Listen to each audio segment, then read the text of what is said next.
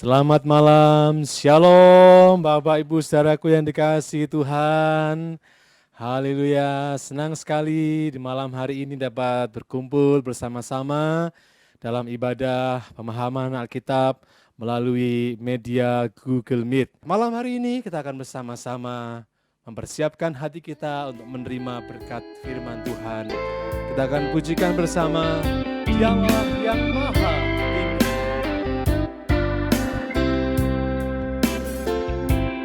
Allah yang Maha Tinggi, Dialah yang Maha Suci, Dialah Yesus, Raja Damai.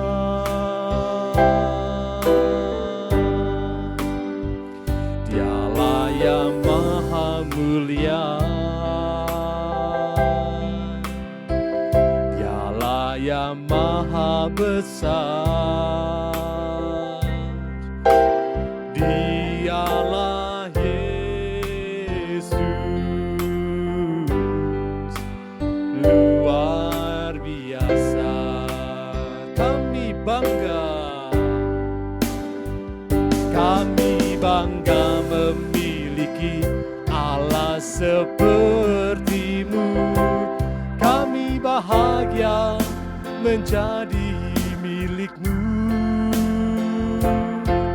Kami tinggikan, kami agungkan, kami muliakan nama-Mu Yesus.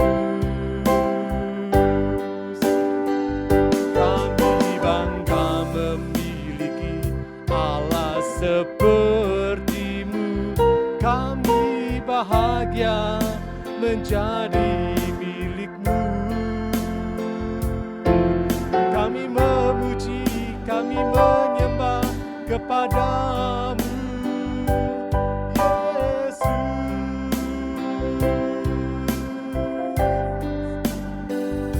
Allah yang Maha Tinggi,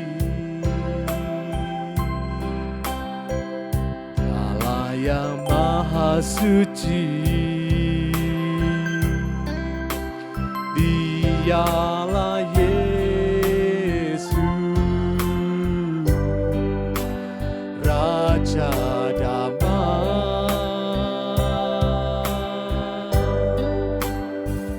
Dialah yang Maha Mulia, Dialah yang Maha Besar, Dialah Yesus, luar biasa. Katakan kami bangga memiliki Allah seperti-Mu. Kami bahagia menjadi milik-Mu. Kami tinggikan, kami agungkan, kami muliakan nama-Mu Yesus. Kami bangga memiliki Allah seperti-Mu. Kami bahagia menjadi milik-Mu. Kami memuji, kami menyembah kepada-Mu Yesus. Kami bangga memiliki Allah seperti-Mu. Kami bangga memiliki Allah seperti-Mu. Kami bahagia menjadi milik-Mu. Kami tinggikan, kami agungkan, kami muliakan nama-Mu Yesus. Kami bangga memiliki Allah seperti-Mu. Kami bahagia menjadi milik-Mu. Kami memuji, kami menyembah kepadamu, Yesus.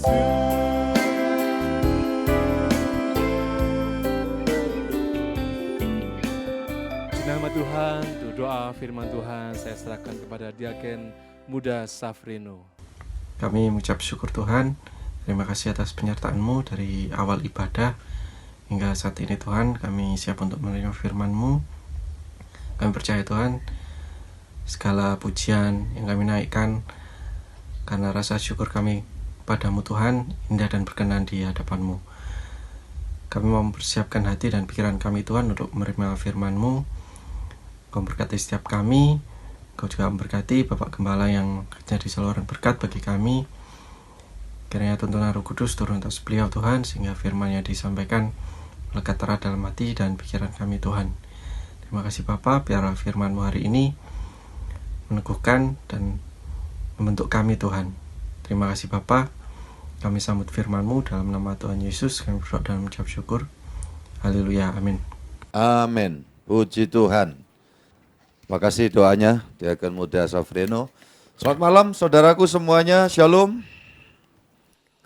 Puji Tuhan, iya keluargaku yang saat ini bersama-sama online, kemudian juga keluarga besarku di ibadah YouTube, tentu semua yang hadir saat ini, yang ada di kota Surabaya, Gresik, Jakarta, Kalimantan, Manado, anakku Michael Enoch, seluruh keluarga besar Ibu Hegi, Kawan, puji Tuhan, dan keluarga besarku yang ada di Jakarta.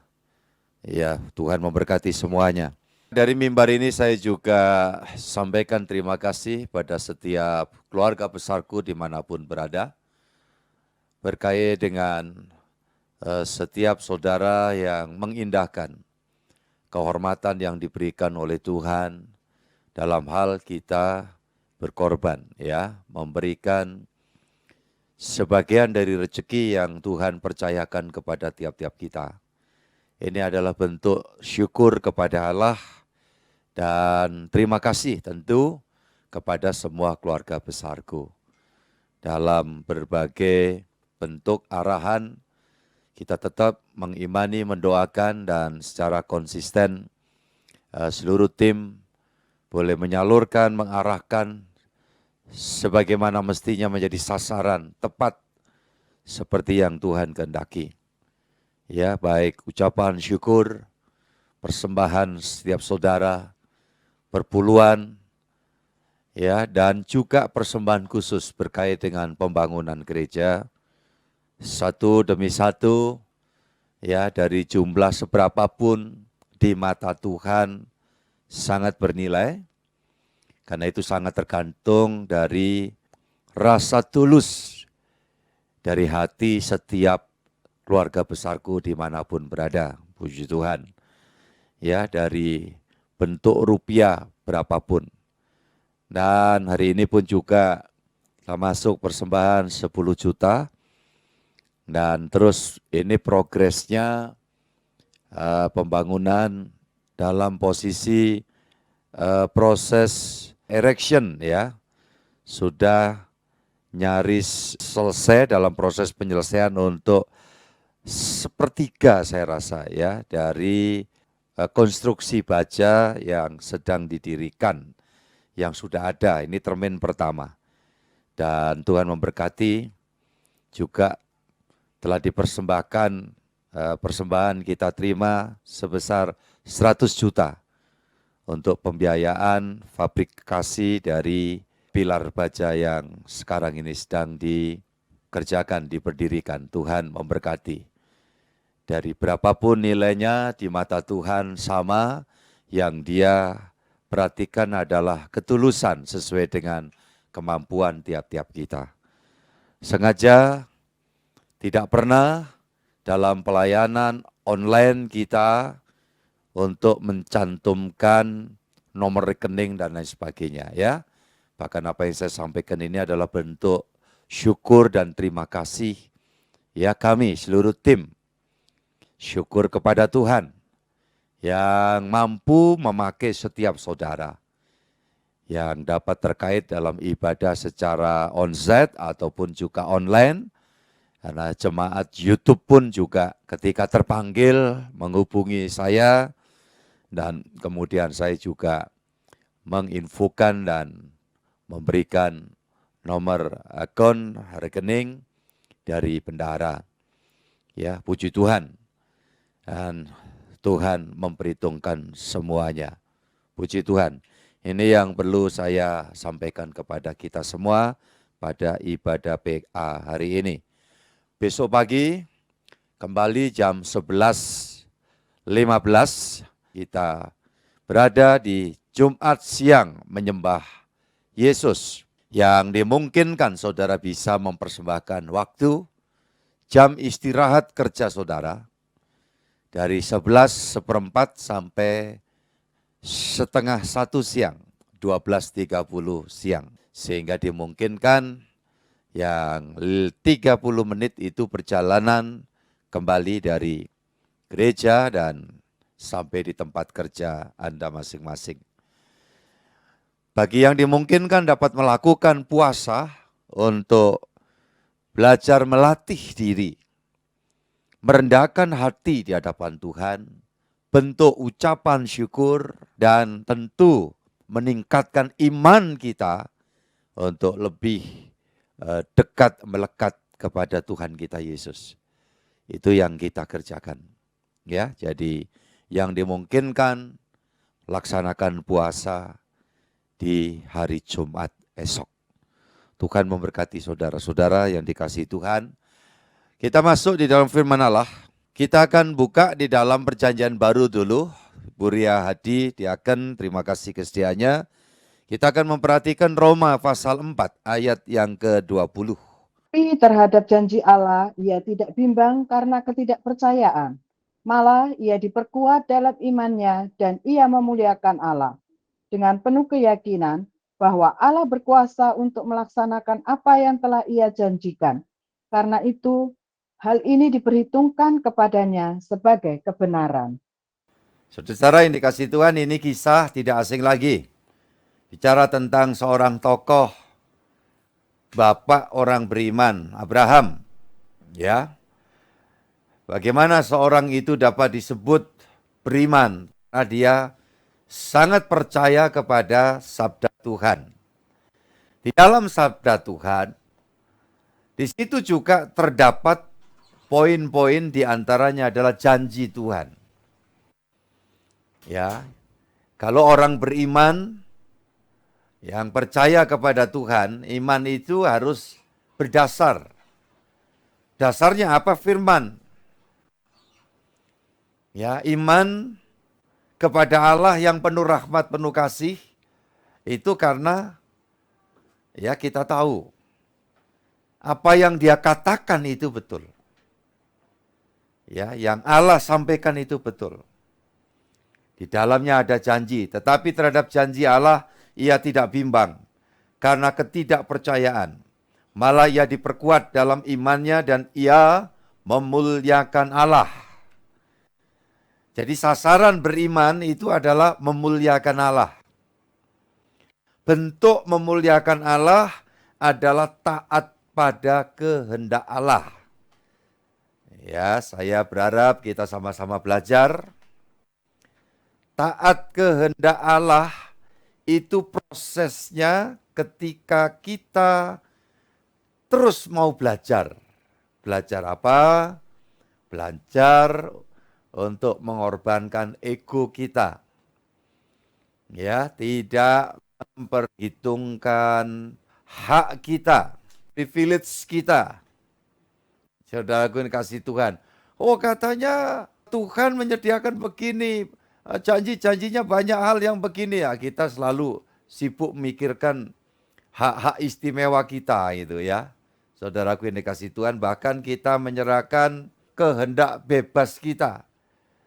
Saudara-saudara yang dikasih Tuhan. Itu yang Tuhan Yesus katakan. Barang siapa mau ikut aku, memikul salib, menyangkal diri. Tuhan Yesus kasih contoh di Taman Getsemani, Bukan kehendakku yang jadi, ayo ucapkan bareng, apa? Melainkan, ya kehendakmu Bapa yang jadi. Nah ini buat Yesus, saudaraku ini kasih Tuhan, ya hal yang bukan susah. Karena dia Tuhan. Tapi dia lakukan itu, dia beri contoh. Memberikan teladan. Buat kita, asal ada kemauan, pasti bisa. Ucapkan, pasti bisa. Ada kemauan, pasti bisa. Apakah perintah Tuhan berat? Ya, kita di penghujung bulan ini sekaligus kita coba ya kembali mengingat bagian-bagian penting. Apakah perintah Tuhan itu berat? Alkitab memberitahu ya, perintah Tuhan itu tidak berat. Asal apa? Ada kemauan. Saudara-saudara, ketika ada kemauan untuk belajar kita lakukan, saudara-saudara, kita melakukan kehendak Tuhan. Itulah memuliakan Tuhan. Jadi memuliakan Tuhan itu tidak hanya sebatas kita nyanyi memuji Allah.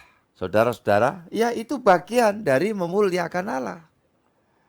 Sampai kadang ada orang yang ngomong begini, ya ini nuansa minder gitu ya. Saya gak bisa nyanyi.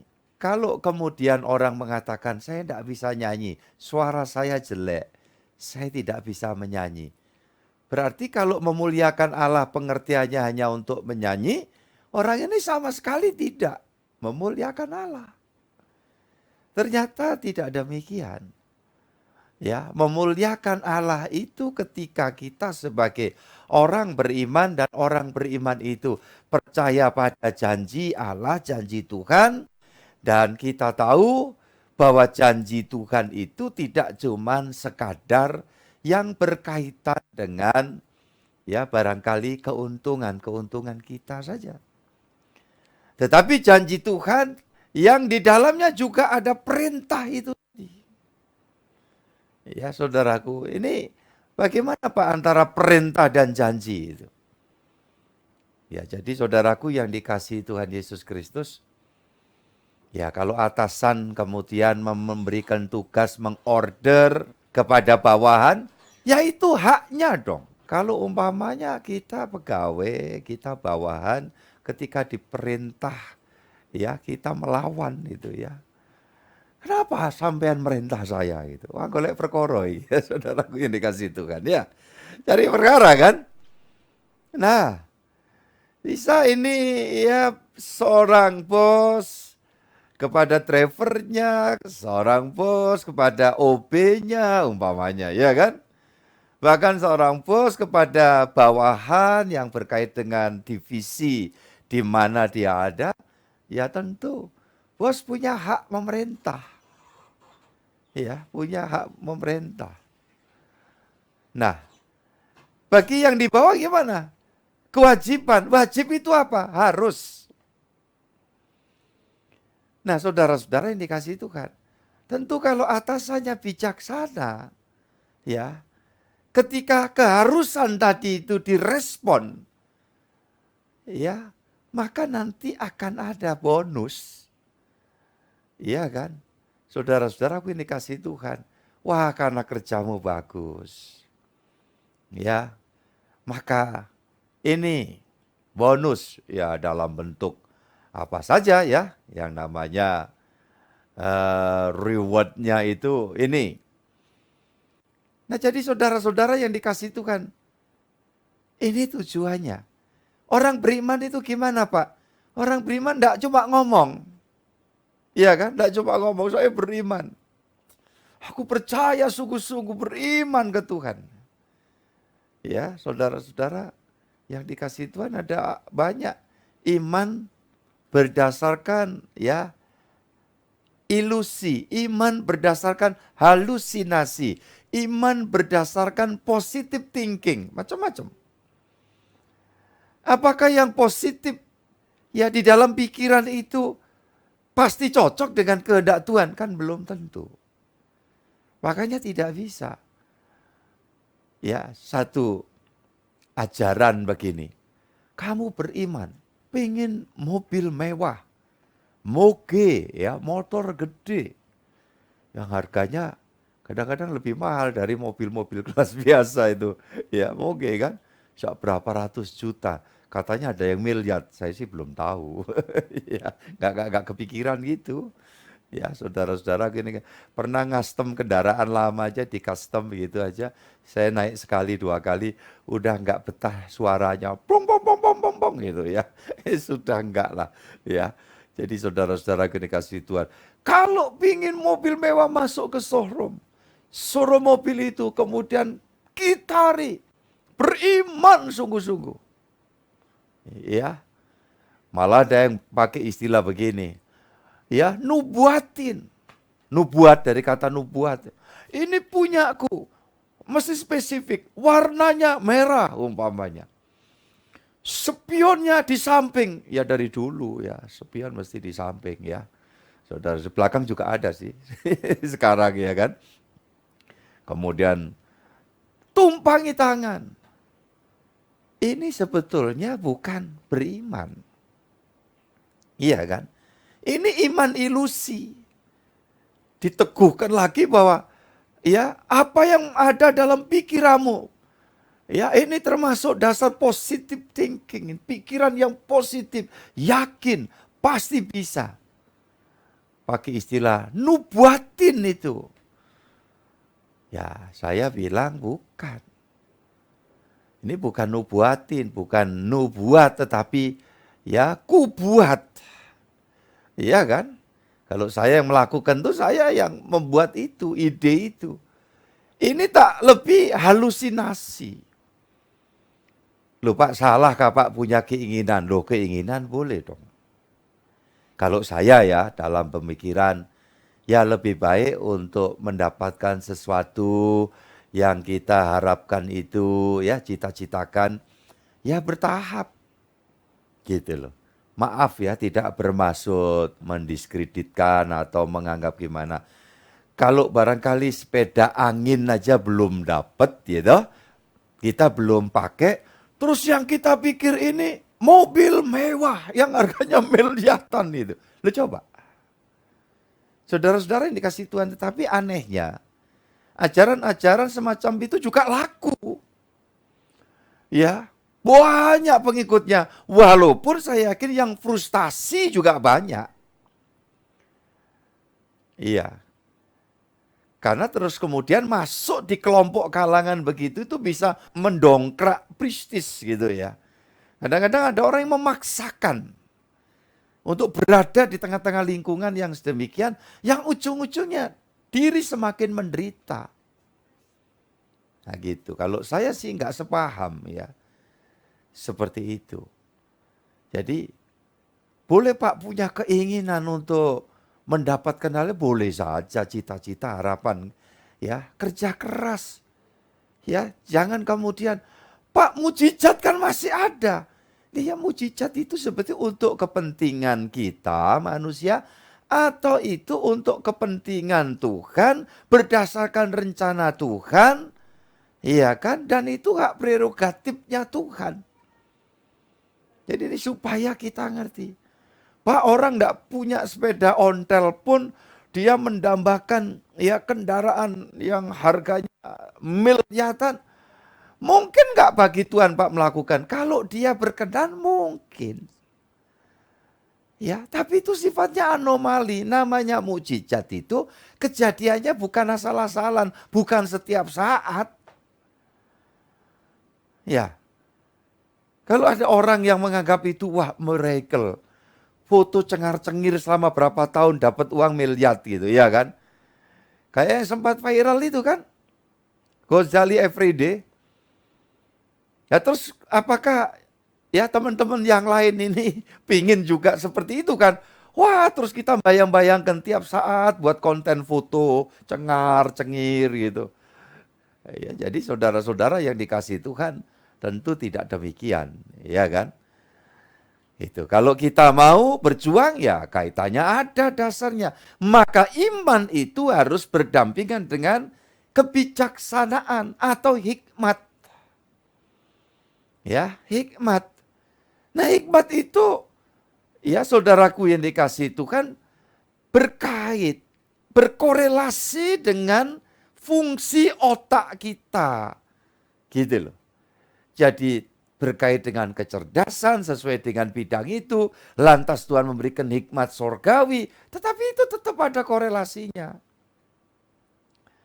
Seorang bekerja berkait dengan bidang, ya divisi kerjanya itu untuk mencapai suatu target tertentu, ya kemudian dia tidak boleh lalai, dia tetap menekuni, dia tetap fokus ke sana, ya. Dan itu adalah kebijaksanaan. Diusahakan dengan sungguh-sungguh, tetapi dengan penyerahan, mohon bantuan pertolongan Tuhan.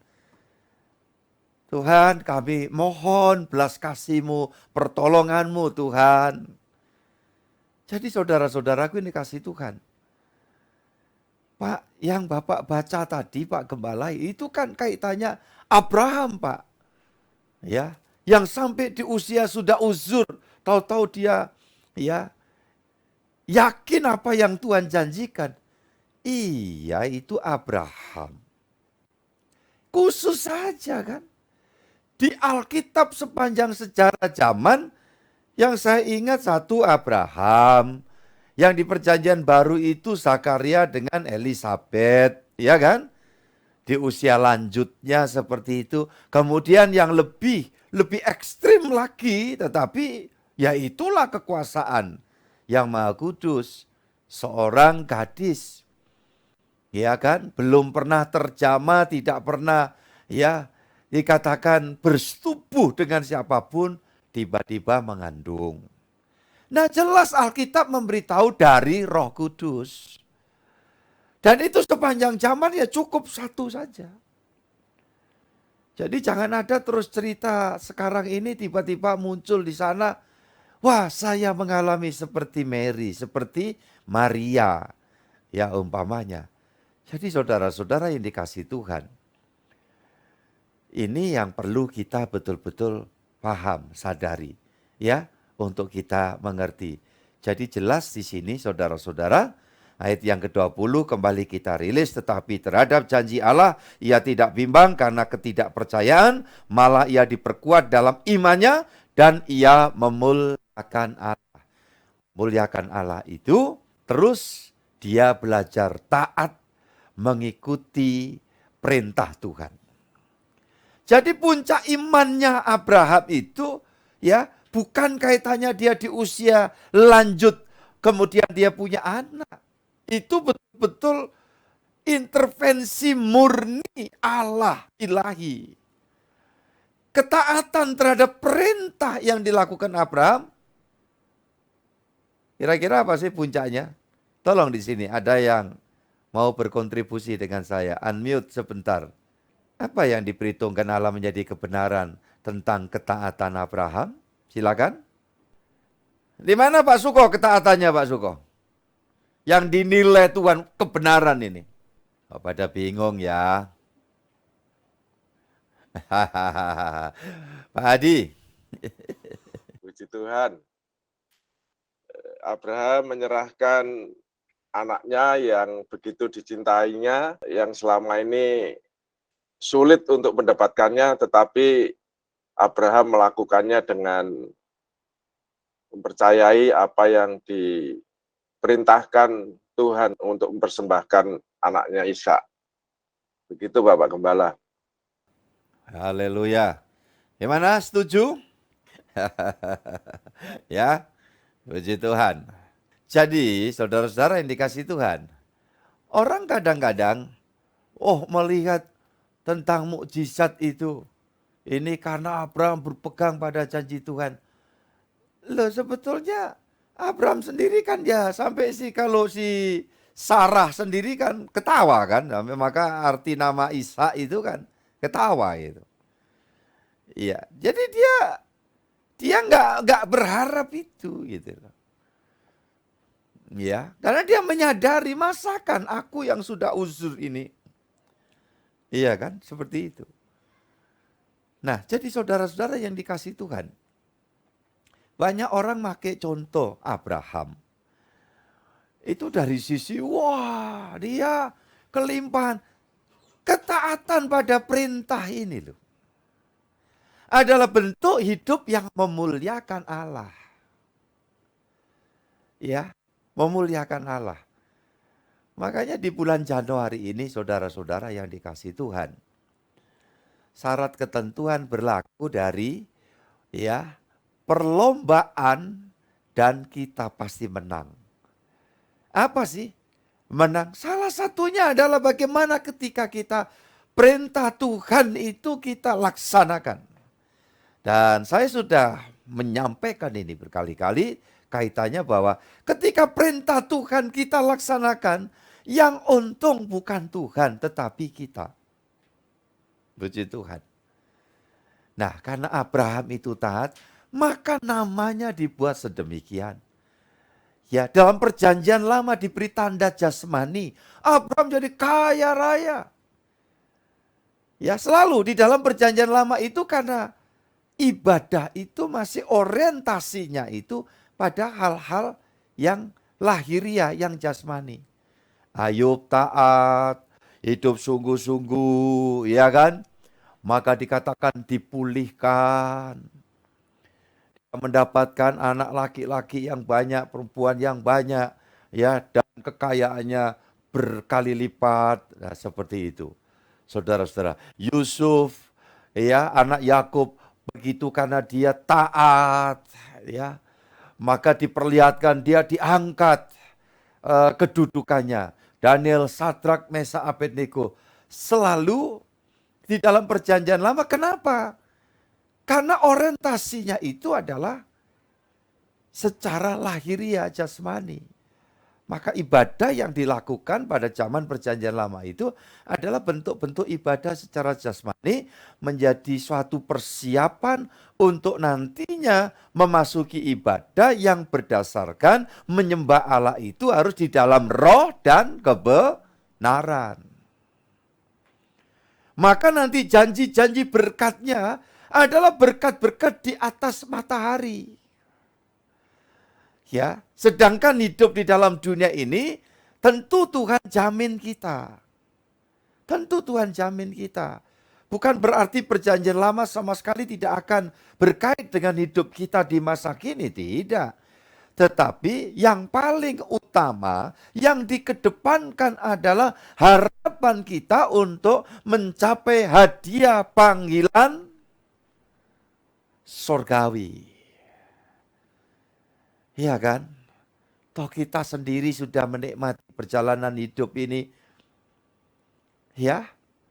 Bahwa bagaimana Tuhan memelihara melalui pelajaran masa pandemi yang ya dalam nama Yesus kita telah lewati. Ketika di masa itu, di sana dicelikkan Tuhan setiap kita dari berbagai lapisan strata, bahwa hakikatnya orang mengalami hal yang sama.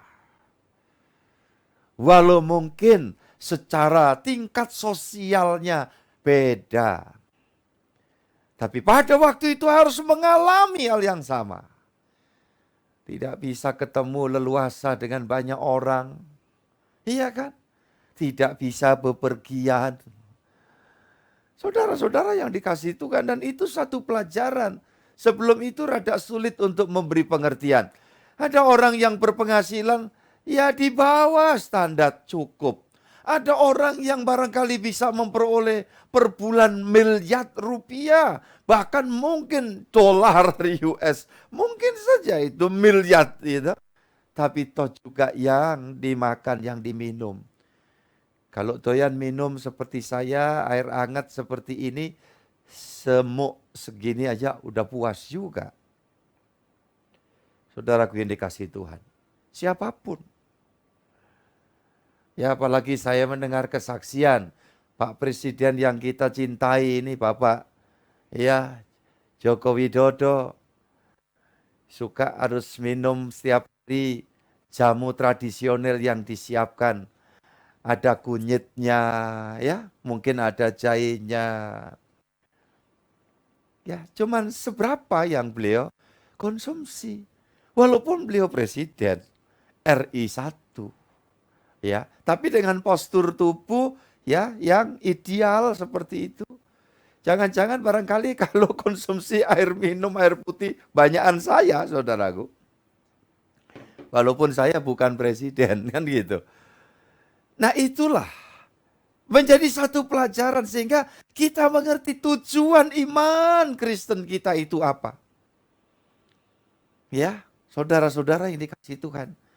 Makanya buat setiap saudara yang diberi kesempatan mendapat kelancaran, ya, lebih dari cukup, puji Tuhan. Yang saat ini masih dalam proses harus berjuang, harus ya barangkali menitih satu ya usaha yang sedemikian dalam mencari nafkah. Sama-sama, kita tidak perlu kecil hati, kita tidak perlu merasa minder.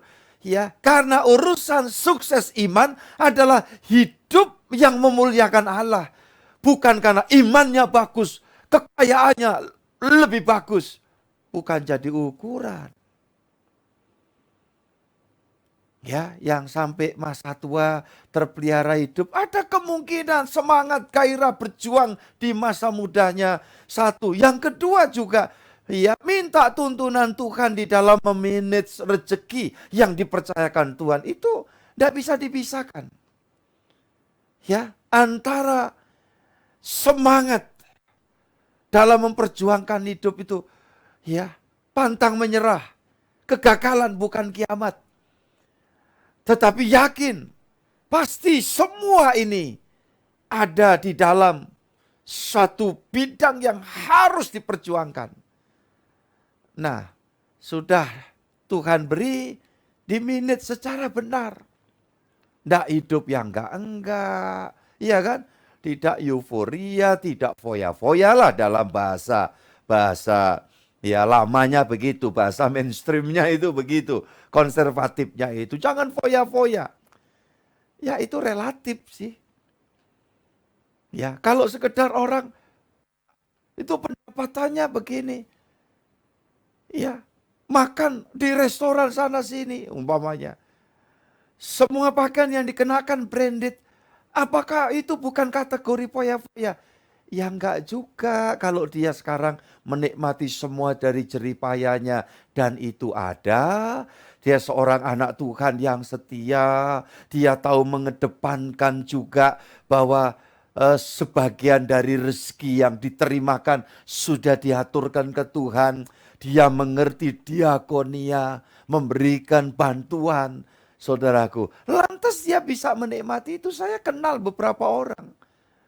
Ya, di Facebook tiap saat dari Amerika ke Amerika Latin, ke Jepang, turun lagi ke Eropa, ya. Nah, saudara-saudara yang dikasih Tuhan, apakah foya-foya? Enggak juga dong. Kalau itu adalah buah karya yang selama ini ditempuh dan dia orang yang taat Tuhan. Gitu loh. Yang foya-foya itu hal-hal yang dilakukan tidak terukur.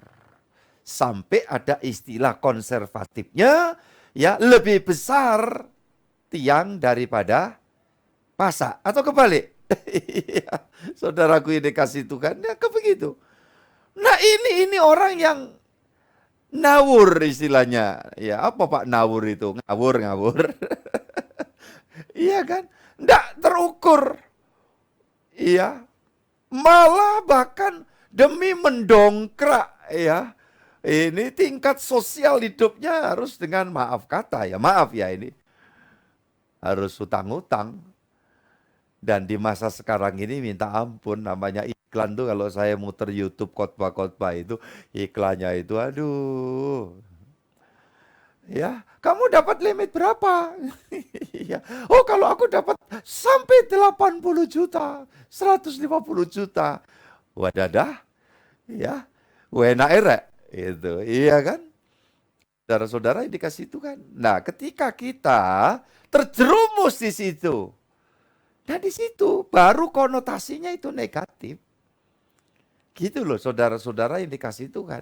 Lah orang bagaimana sebaiknya? Ayo dalam hidup ini, baik kita masuk fase perjuangan, fase mendapat kesempatan menikmati hal-hal lebih dari yang sebelumnya, atau yang pernah mengalami lebih, kemudian belakangan harus proses, kita harus fleksibel.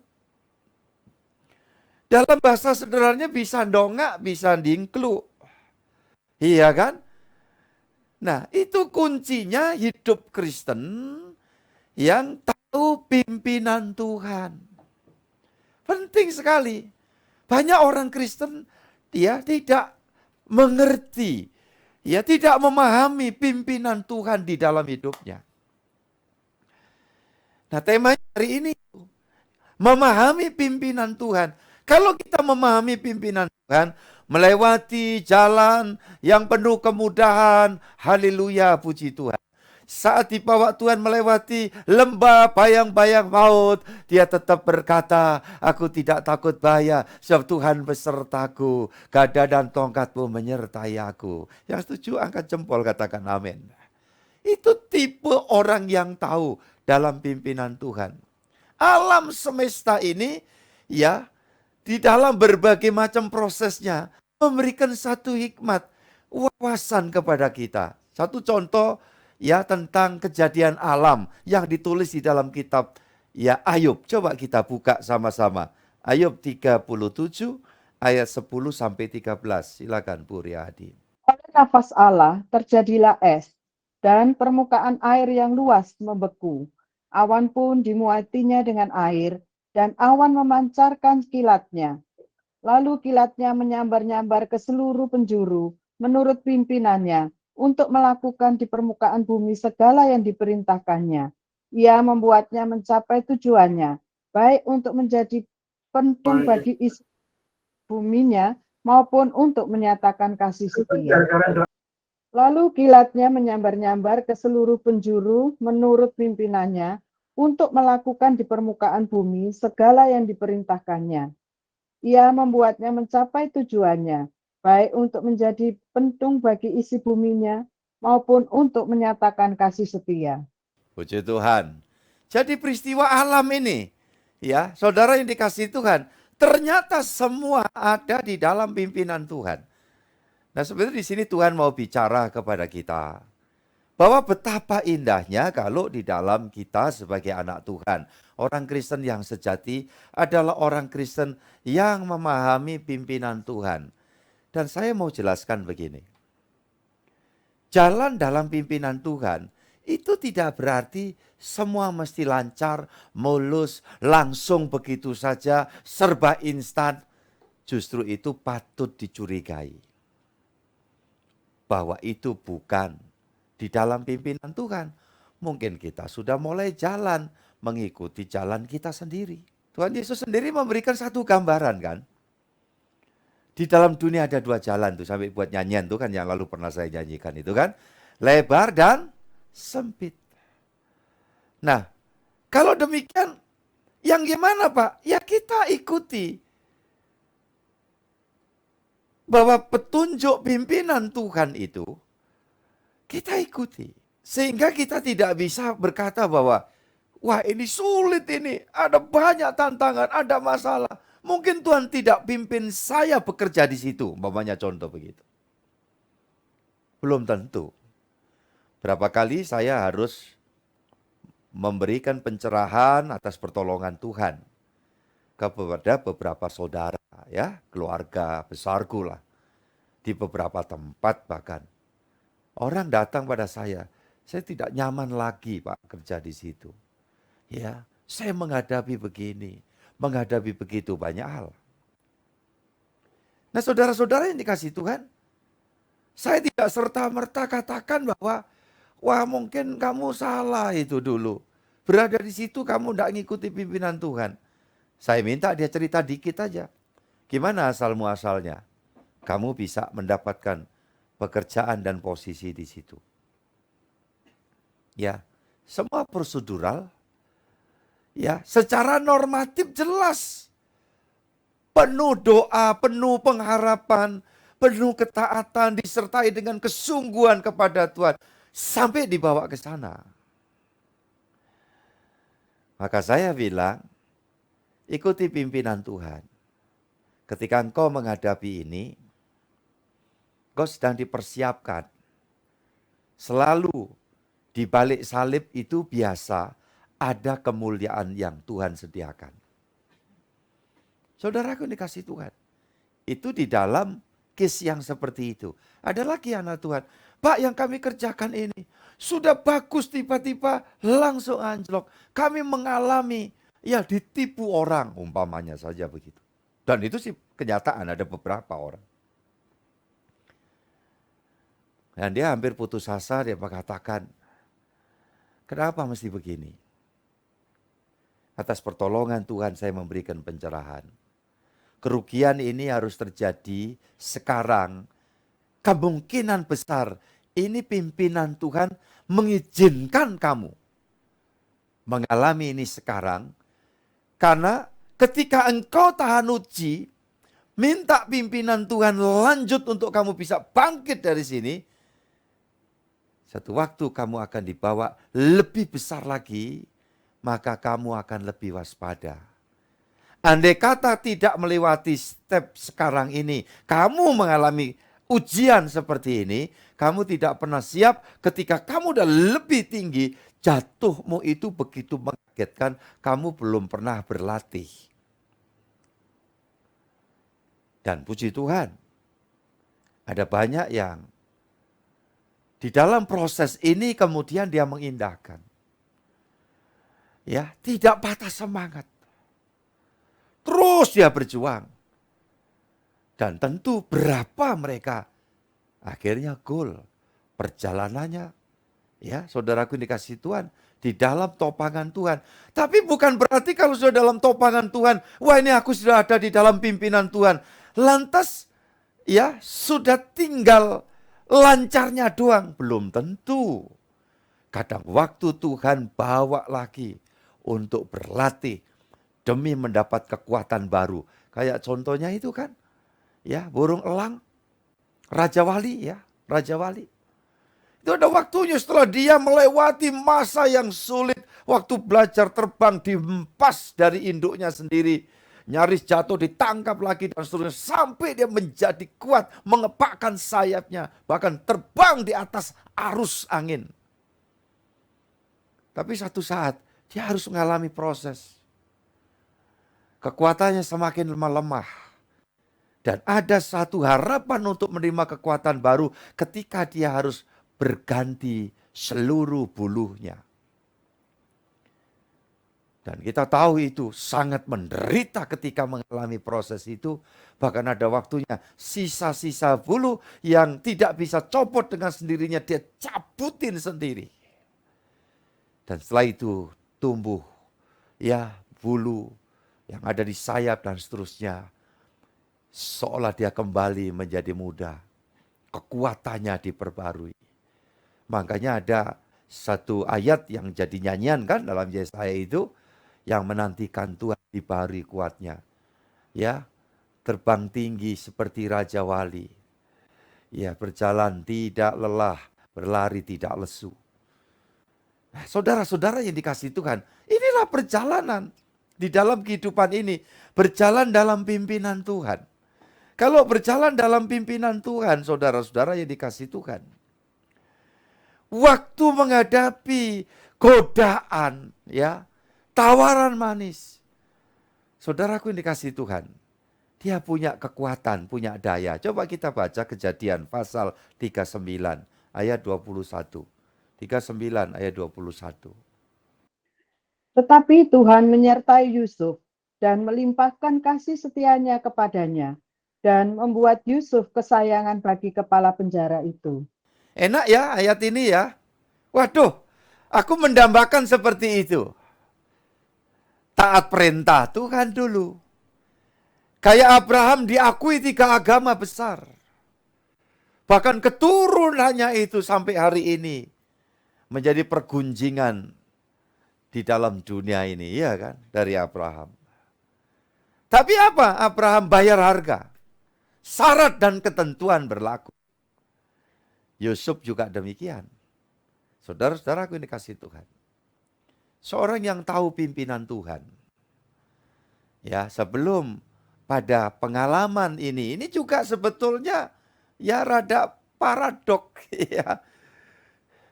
Dia disayang, yang nyayang siapa? Iya, kepala penjara, berarti dia ada di dalam penjara. Saudara-saudara yang dikasihi Tuhan Yesus. Dan perjuangannya kita tahu semua. Nggak salah dipersekusi, ya, dibuat menderita, nggak salah difitnah. Iya kan? Ketika dia mau menggunakan haknya, dia sadar. Seisi rumah ini ada di bawah kuasaku, kecuali engkau, karena engkau adalah istri tuanku. Dan Yusuf dimampukan untuk menghindar. Sehingga proses demi proses kita melihat seorang yang belajar terus memahami pimpinan Tuhan, itu akan dimampukan. Dan dalam perjalanan itu, saudaraku, ketika mendapat kesulitan, di tengah-tengah kesulitan ada kelegaan yang diberikan. Bukankah begitu yang kita alami sebagai manusia? Loh, kita mesti jujur.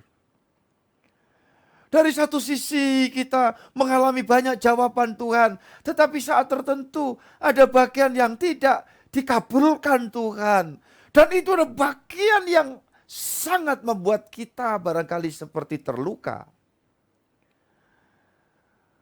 Tapi orang yang paham pimpinan Tuhan, dia akan berkata, ya hidup ini mesti fair lah, sportif lah. Seperti seorang Ayub berkata kepada istrinya, masakan kita hanya mau menerima yang baik saja dari Tuhan? Bukankah juga yang tidak baik seperti ini? Ini dalam versi pemahaman seorang Ayub, ya, dalam keterbatasannya. Dia mengatakan, ya susah senang Tuhan yang bikin. Kalau senang kita mau terima, mengapa waktu susah kita tidak mau terima? Latihan-latihan ini yang harus saya dan saudara belajar. Ya, saudaraku yang dikasihi Tuhan, makanya proses demi proses yang saya alami, bahkan ketika sampai puncaknya mengalami keterhilangan yang paling berat dalam hidup ini, saya tetap mau belajar mengerti pimpinan Tuhan. Untuk tidak kemudian berpikir lain. Saya harus terus berjuang. Dan masih ingat kalimat kata yang saya gunakan. Saya tidak mau kehilangan tugas panggilan Tuhan. Karena semua di dalam dunia itu sementara. Ketika bicara sebuah keterpisahan karena kematian, itu memang sangat-sangat membuat penderitaan bagi banyak orang tentunya. Tetapi ketika kita tahu pimpinan Tuhan, kita bisa berkata, ketika ada orang yang mengasihi kita, yang kita kasih lebih dulu pergi, ya nggak apa-apa, nanti toh aku pun juga akan menyusul ke sana. Nah, tetapi sebelum menyusul ini, sebuah realita yang harus kita tempuh, kita perjuangkan. Kita harus perjuangkan. Ini orang yang dipimpin Tuhan tuh seperti itu. Ya, jangan kemudian berlambat-lambat ketika kita sudah doa, kita sudah ukur dengan kebenaran firman. Suatu yang akan kita kerjakan, mungkin pengembangan bidang usaha, akan memulai satu pekerjaan, atau mungkin ada langkah-langkah yang begitu besar keputusan harus diambil. Jangan berlambat-lambat. Seperti saya katakan, beberapa catatan yang saya baca di beberapa literatur, katakan orang ketika menjelang meninggal banyak dia mengalami kekecewaan. Bukan karena banyak salah dalam apa yang dia sudah lakukan. Melainkan karena belum melakukan apa-apa di dalam kehidupannya. Tidak berani melakukan hal-hal yang seharusnya diambil langkah. Saudara-saudara yang dikasihi Tuhan. Wahyu 1, mari kita buka ayat 9 dan 10. Ini contoh orang yang paham pimpinan Tuhan. Aku, Yohanes, saudara dan sekutumu dalam kesusahan, dalam kerajaan dan dalam ketekunan menantikan Yesus, berada di pulau yang bernama Patmos, oleh karena firman Allah dan kesaksian yang diberikan oleh Yesus. Pada hari Tuhan, aku dikuasai oleh Roh, dan aku mendengar dari belakangku suatu suara yang nyaring seperti bunyi sangkakala. Haleluya, puji Tuhan. Ya, saudara yang dikasih Tuhan, kita lihat ini. Ini contoh lagi orang yang paham pimpinan Tuhan. Salah satu murid dari 12 itu yang sampai mati tua itu ya. Dan ini adalah sebuah penderitaan yang luar biasa. Mesti akhirnya dia dibuang di Pulau Patmos itu kayak kalau di sini itu semacam Nusa Kambangan gitu. Ya, karena setelah disiksa gak mati-mati itu direbus di dalam minyak mendidih, itu diceritakan dalam sejarah gereja. Seorang murid yang bernama Yohanes, kebingungan penyiksanya, buang aja lah ini. Justru di situ dia mendapatkan banyak pewahyuan dari Tuhan. Makanya saya yakin ketika orang memiliki daya tahan menghadapi proses, maka rohaninya akan diberikan keistimewaan. Ada kepekaan, ya, ada hal-hal hikmat yang dari surga itu akan dianugerahkan. Seperti ayat 10, pada hari Tuhan aku dikuasai oleh roh. Orang yang tetap ya belajar hidup dalam pimpinan Tuhan. Ya, kelebihan apa yang dia peroleh? Semakin dikuasai Roh Kudus. Kemudian apa? Dan aku mendengar dari belakangku suatu suara yang nyaring. Artinya apa, saudaraku? Firman itu semakin jelas, semakin mudah dimengerti. Kan ada banyak kan? Orang Kristen, mungkin kita bahkan pernah punya pengalaman.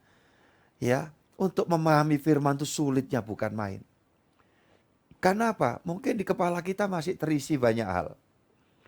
Tapi ketika kita menjalani proses di dalam hidup ini, iya kan? Coba saudara evaluasi di dalam hidup itu. Saya bisa merasakan sekarang ini, rasanya kalau aku dengar firman, aku baca Alkitab, itu mudah masuk. Bukan sekedar masuk, tetapi lantas dimampukan untuk mempraktekkan di dalam kehidupan ini. Lukas 8 ayat 15. Ayo, Lukas 8 ayat 15. Yang jatuh di tanah yang baik itu ialah orang yang setelah mendengar firman itu, menyimpannya dalam hati yang baik dan mengeluarkan buah dalam ketekunan. Puji Tuhan. Jadi ini kita tahu dah ya, kisah ini bicara tentang ada macam-macam tanah, dan tanah yang baik itu adalah tanah yang mau dibentuk. Dan dikerjakan dengan baik. Maka ditaburi, menghasilkan buah ketekunan. Makanya kalau untuk orang jadi Kristen tekun itu tidak kebetulan, itu adalah akumulasi dalam perjalanan kekristenan. Nah, orang yang tekun begitu biasanya di dalam segala keadaan dia tidak akan mudah terhempas. Ingat, engkau punya satu kekuatan rohani, kekuatan iman yang teguh. Walaupun sekelilingmu itu seolah banyak goncangan angin dan gelombang. Iya kan? Yang ini ngalami begini, yang ini seperti ini, berita yang kita dengar begini. Ya, saudara-saudaraku dikasih Tuhan, ada satu kekuatan khusus. Tidak akan terhempas, justru akan dimampukan berdiri di tengah-tengah kecemasan nyaris hancur. Seperti seorang Paulus ketika ada di atas kapal bersama dengan 275 orang lainnya. Di mana kapal itu nyaris tenggelam. Dan dia punya kepekaan, seorang Paulus. Dia dengar firman. Makanya ini terjadi nanti. Ya, di dalam kehidupan saya dan saudara keluargaku ini yang terus tergabung di dalam ibadah online ataupun onsite. Ya, menjadi satu satu pola hidup, lifestyle. Di dalam kita beriman kepada Tuhan itu stabil. Ya, tidak model yang jatuh bangun yang gak jelas begitu. Terus ikut arus. Ya. Tapi saudara memiliki stabilitas di dalam beriman, di dalam bergereja, di dalam kita berlatih diri melayani Tuhan dan sesama. Dan itu adalah buah ketekunan. Nah, orang-orang yang demikian, seperti tadi saya sampaikan, saya dan saudara mengetahui apa yang bakal kita terima. Ayat terakhir ini kita baca, closingnya 2 Timotius 4 ayat 7 dan ayat 8. Aku telah mengakhiri pertandingan yang baik. Aku telah mencapai garis akhir, dan aku telah memelihara iman. Sekarang telah tersedia bagiku mahkota kebenaran yang akan dikaruniakan kepadaku oleh Tuhan, Hakim yang adil pada harinya. Tetapi bukan hanya kepadaku, melainkan juga kepada semua orang yang merindukan kedatangannya. Puji Tuhan. Itu sebabnya saya menegaskan dengan jujur di dalam perjanjian baru ini. Reward Tuhan itu, penghargaan-penghargaan Tuhan tidak seperti yang dikemukakan dalam prinsip-prinsip perjanjian lama yang wah jadi demikian. Tetapi di sini seorang Paulus dia memberi kesaksian. Iya kan? Sekarang telah tersedia bagiku mahkota kebenaran yang akan dikaruniakan kepadaku oleh Tuhan, Hakim yang adil pada harinya. Tetapi bukan hanya kepadaku, melainkan juga kepada semua orang yang merindukan kedatangannya. Saya berdoa bahwa saudara semua adalah orang-orang yang merindukan kedatangan Tuhan kita Yesus. Amin. Kita berdoa sama-sama. Terima kasih berkat PA malam hari ini Tuhan. Kau cerahkan kami, dan Kau membawa kami semakin hidup, tenggelam di dalam kuasa firman-Mu. Untuk kemudian kami akan menapaki perjalanan ini, dengan kami belajar taat kepada perintah-Mu, karena itulah hidup yang memuliakan Tuhan. Di situ di dalamnya kami juga ada memuji Tuhan, di dalamnya kami ada bentuk-bentuk perbuatan yang sesuai dengan perintah Tuhan ajarkan. Dan orang-orang yang memuliakan Tuhan pada harinya nanti akan dimuliakan oleh Bapa, akan dihormati oleh Bapa. Yang Paulus gambarkan akan menerima mahkota kebenaran. Dan itulah yang Tuhan Yesus katakan, barang siapa melayani aku dengan setia akan dihormati Bapa. Luar biasa Tuhan. Apa yang Kau janjikan, itu yang kami harapkan. Untuk itu Tuhan karuniai kami untuk terus berjalan, memahami dan mengikuti tuntunan Tuhan, pimpinan Tuhan. Tuhan memberkati semua keluarga besarku, dimanapun berada. Terima kasih Tuhan. Untuk malam ini, semua doa dari keluarga besarku Tuhan dengar, dan jika berkenan Tuhan kabulkan. Karena kami tahu Engkau mengasihi setiap kami, anak-anak-Mu, hamba-hamba-Mu. Rekan-rekan sejawat kami, di dalam pelayanannya pasti Roh Kudus menuntun dan memberi ketekunan. Dan berkenan Tuhan memberikan pengurapan. Sehingga dalam bentuk pelayanan kami kepada Tuhan dan sesama, sungguh-sungguh mendatangkan manfaat bagi kemuliaan Tuhan.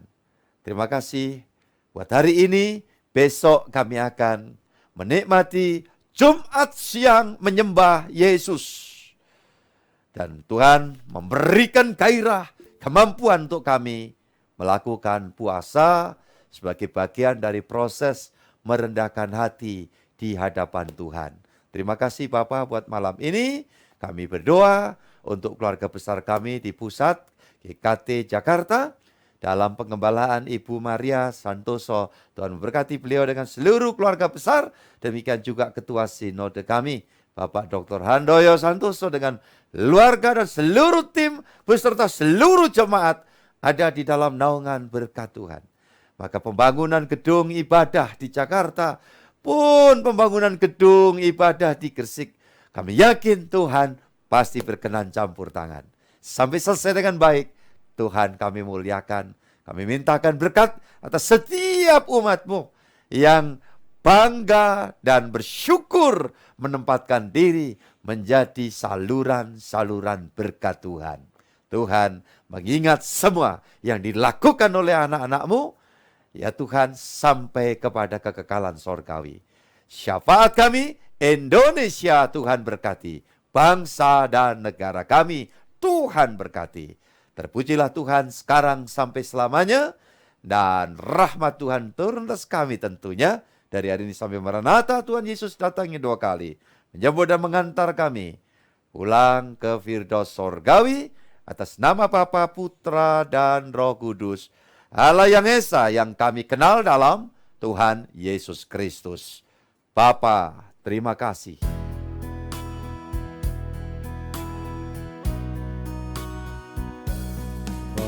Bapa,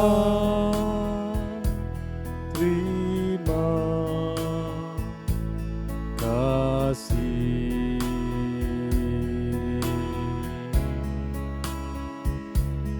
Bapa, terima kasih.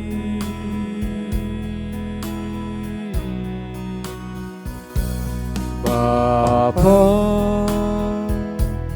di dalam surga,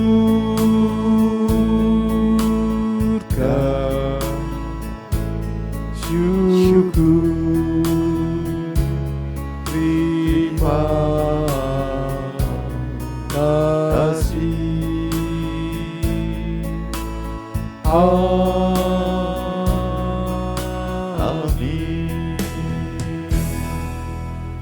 Amin. Tuhan memberkati keluargaku semua. Semangat sehat selalu untuk kita terus memuliakan Tuhan.